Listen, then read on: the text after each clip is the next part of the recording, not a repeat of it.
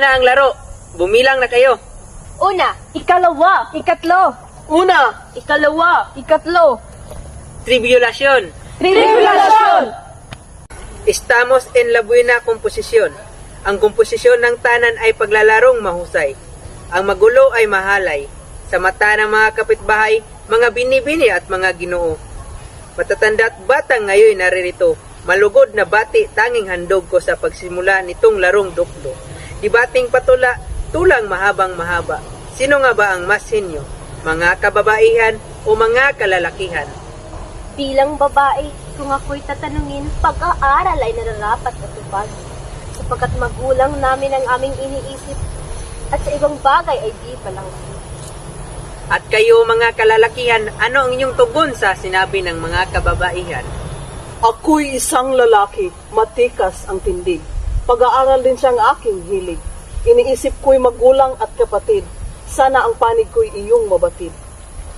Tuloy kayo upang ating umpisahan ang talino sa larangan sa ng pangangatwiran. Panig ng mga babae ating pakinggan, salubungin ng masiglang palakpakan. Pagmasdan mo ng mabuti ang paligid. Talino ay higit naming nagagamit. Sa larangan ng trabaho'y humahagupit, kung kaya't kami ang mas nakahigit. Tingnan mo itong kalalakihan. Nasaan sila? Nandoon sa tambayan. Tila ba'y nagbibilang ng sasakyan. Di iniisip ang kanilang kalagayan. Karamihan sa aming mga babae ay mga guro na siyang nagsisilbi. Talino'y ginagamit ng walang pagsisisi, di lamang iniisip ang aming sarili. Katwiran ng babae ay napakinggan, na sila raw ay higit na nakalalamang. Ngayon, pakinggan ang sa kalalakihan, salubungin ng masiglang palakpakan. Mangyari nga ay karamihan sa amin, di ganoon kataas ang ambisyon. Ngunit hangad namin ang magandang edukasyon upang sa hanap buhay ay maging tugon. Sa aking katalo na siyang nagkamali, ang iniisip lang daw ay ang sarili. Ang linsunod naman sa inyong mga sinabi, pagkat kami rin ay marunong magsilbi. Hindi lang sa pag-aaral o sa profesyon, ang talino ay gamit din sa pagdedesisyon. Sa tahanang puro konsumisyon, gumagawa ng paraan at solusyon.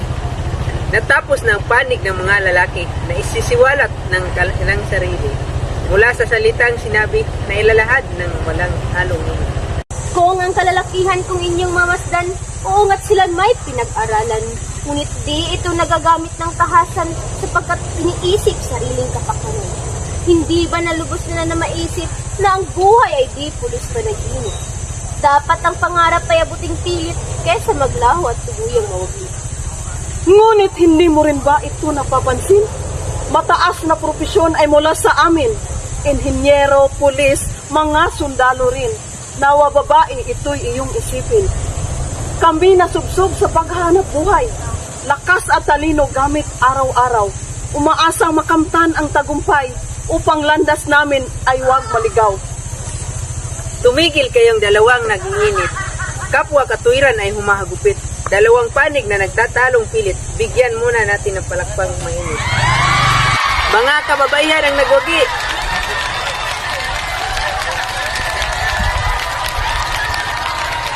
Aking mamamayan, isang masigabong palakpakan.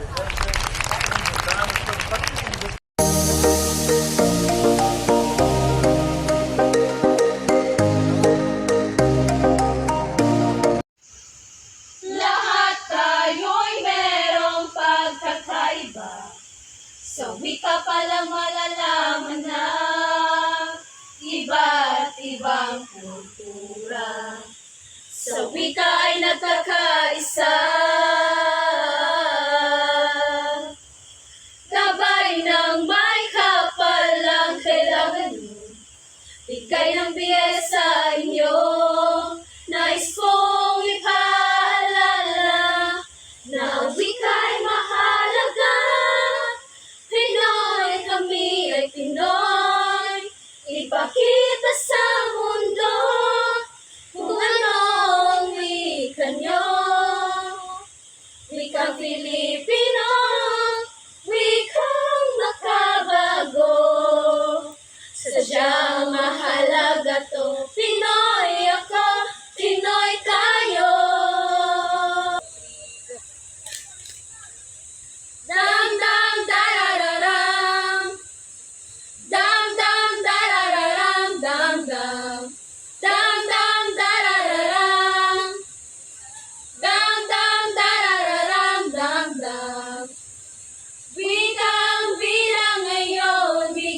Pansin natin to, sumang-ayon ka kung ayaw mong masipa sa mukha. Filipino ka. Kami Cebuano, kami Ilonggo, kami Ilocano, magniningning sa kalangitan. Kami ay Filipino, tatak Filipino. Ito ay sandali, wika ay lumalaki. May Ilonggo, may Cebuano, Chabacano, Ilocano, Boholano, lahat tayo'y Filipino. Sa wika lahat tayo ay magkasundo. Pambansang wika ay Filipino, ipaiwalis sa buong mundo. Filipino wika natin pagbabago, ikaw dapat natin pagyamanin. Ito'y patunay na tayo'y Filipino. Lahat tayo, tayo ay Filipino. Tayo ay Filipino. Minsan natuwa ang may likha, biyaya ng may likha. Ito'y wikang Filipino, saan man sa mundo. Ang wika niyang pinili, nasa bayan niya'y bahaghari. Kaya buong bayan isa, sa wikang pambansa. Ang wika natin ay Filipino, wika natin pagbabago. Hilin mo, yakapin mo, tiyamanan natin to, ang wikang Filipino. Ang wikang Filipino.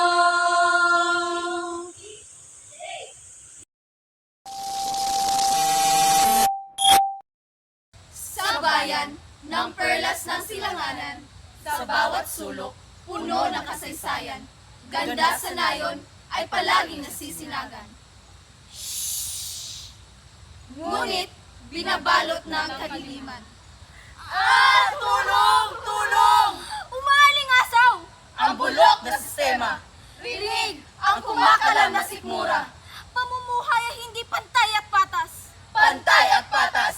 Bayad ang ustisya, maging ang batas. May pulis sa ilalim ng tulay. Binabaon sa lupa ang hustisyang pinatay habang walang nakakakita. Bulok na ang sistema, serbisyo na hindi sayo kung wala kang pera. Naririnig niyo ba ang sigaw ng bayan? Uhaw sa pagbabago, ngunit kulang sa kamalayan. Kapag mahirap ka, ay lalo kang maghihirap. Sa Pilipinas, di ka pwedeng mangarap. Kahit doblehin ko pa ang aking pagod at sikap. Kahit doblehin mo pa ang iyong pagod at sikap. Paulit-ulit na niloloko at ninanakawan. Pero patuloy pa rin nagmamaang-maangan. Pamilya ay hindi na masustentuhan. Ngunit patuloy pa rin ang pagidulog sa kasamaan.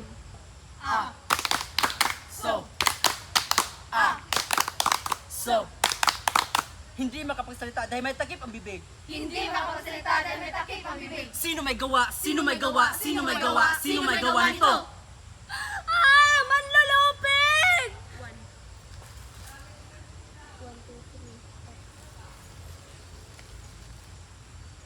Tunay na hindi lamang dayuhan ng kalaban. Kapwa Pilipino ang papatay sa'yo. Pamanang iniwan ay kinalimutan na ng panahon.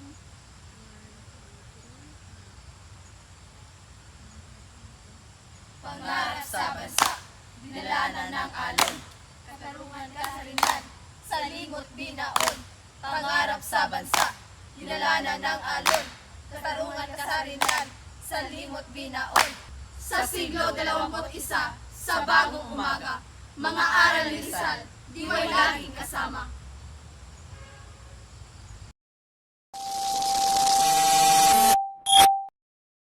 Wikang Filipino!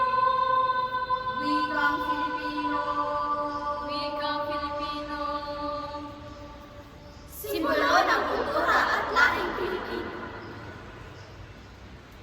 Isang wika, isang diwa, isang bansa. Wika Pilipino, wika ng pag-asa. Sa bawat tunog, sa bawat lakin, nagkaukit ang kasisayang matibay at matatag. Sa salitang bayani, nag-uumapaw ang tapang at pagkakaisa. Wika ko, pagkatao ko, ito ang aming sigaw. Tinig ng kahapon, Kasalukuyan, at bukas. kultura inihayag, tradisyon ay napapanatili. Sa harap ng pagbabago, ang wikang Pilipino na natiling matibay na halin. Wikang Pilipino, huwag itatuwang, huwag kalimutan. Ito'y yaman ng ating lahi, dugo ng ating pagka-Pilipino. Sa kundiman at awit, naririnig ang ligaya't bigati. Sa bugtong at sa lumikain, karunungan ay hatid. Sa talinhaga at kasabihan, pagkatao'y sumasalamin. Na na na hiya na na hiya na hiya na nuwa na hiya nuwa. Ito ang ating wika, tagapag-ugnay ng diwang malaya. Ngunit, paano kung ito'y malimutan? Paano kung ito'y talikuran? Hindi maaari. Ang wika'y kaliguan ng ating bayan. Pag nawala ito, paano pa natin matatawag ang ating sarili? Na na na hiya na hiya. Kaya tayo ay magkaisa. Wikang Pilipino'y pagyayamanin. Sa ating mga puso ito'y akrapin. Simbolo ng lahi at pagkatao. Wikang Pilipino. Wika ng kultura. Wika ng ating lahi. Wika ng pagkakaisa. Mabuhay ang wikang Pilipino.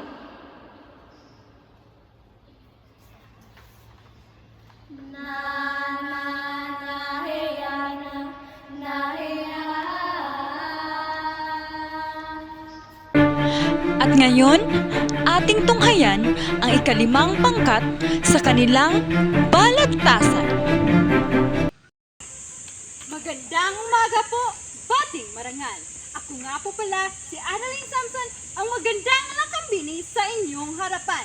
At ako ang naatas ang maging lakambini na siyang papagitna at hahatol sa dalawang pangkat na maghihidwa. Para naman maging inspirado at ang kabago nyo ay mawala, maaari bang makahingi ng palakpakang masagana? Sa matunog niyong palakpak, ang sukli ko ay salamat. Ang dalawa ay makibalagtas na siya ngayon maghaharap. Sa tagisan ng talino, ngayong araw magaganap. Kaya pakinggang mabuti at maunawaan yung tiyak. Ang kanilang ihahayag na ang paksa ng balagtasan na ang tema ay Sino nga ba ang mas dapat hangaan? ang panig sa kaliwa ay siyang yaman. At ang panig sa kanan ay isang katalinuhan. Halina't simulan ang balagtasan. Magandang umaga sa inyong lahat at sa inyo, aming katapat. Hindi maganda ang umaga ko nang makikita ko ang mukha niyo. Tila hindi naiintindihan ang mayaman na siyang pinapanigan. Lahat ng kanilang sinasabi ay pinaniniwalaan at pagdating sa kaligtigan ay hindi siya mawawalan. Hindi totoo yan! Pag marami kang pera, maraming sarap ang iyong matitikman. Mabibili mo lahat ng inyong magugustuhan. Mapabahay, kotse, at anumang karangyaan. Ang lahat ninyong sinasabi, puro material lamang. Ang kaibigan ninyong binanggit, ang nais sa'yo'y pera lang. Ang inyong pinagmamalaki, puro karangyaan. Pinalinaw nyo lang sa lahat, utak nyo'y walang laman. Kami ay naniniwala na ang pera ay hindi mahalaga. Talino ang aming maibubuga na hindi nyo kaya. Yaman ay makakamit kung talino ang meron ka. May tanong ako sa inyo, matalino ba kayo? Walang kwentang hampas lupang matalino. magsalita, akala mo kung sino. Matalino ka nga, wala ka namang ganito. Walang kwenta rin inyong pagkatao. Oops! Muling magbabalik ang inyong lakambin. Patigilin sandali ang kanilang pagsasalita. Nais ko kayong tanungin, mga binibinit Ginoo. Saang panig ba kayo? Sa yaman o talino? Sa kanilang pagsasalita, labis akong namangha. Pero ang pagdidesisyon ay hindi ko pa magawa. Alam kong silang dalawang pangkat ang nais niyong marinig. Kaya ang pagtutunggali ay ating ituloy lang. Ang payo ng magulang, ating sa isip. Katalinuhan ang baon, langis sa pagsusulit. Dahil sa galing, tagumpay makakamit. Magandang buhay at ngiti hanggang langit. Katalinuhay hindi kailangan. Ika'y papasa, basta't ika'y mayaman. Kayang lutasin sa madaling paraan, basta't may perang hinahawakan. Mahalagang katalinuhan at marami ang nakakaalam. Daig ang matalinong tao kaysa mayamang walang alam. Ang mayamang kamangmangan, madaling maloko iyan. Ang matalinong may pinag-aralan, hindi maluloko iyan. Mas mahalaga ang pagiging mayaman. Kahit ubod ng galing at dulo ng katalinuhan, higit ka pa rin sa mata ng sanlibutan.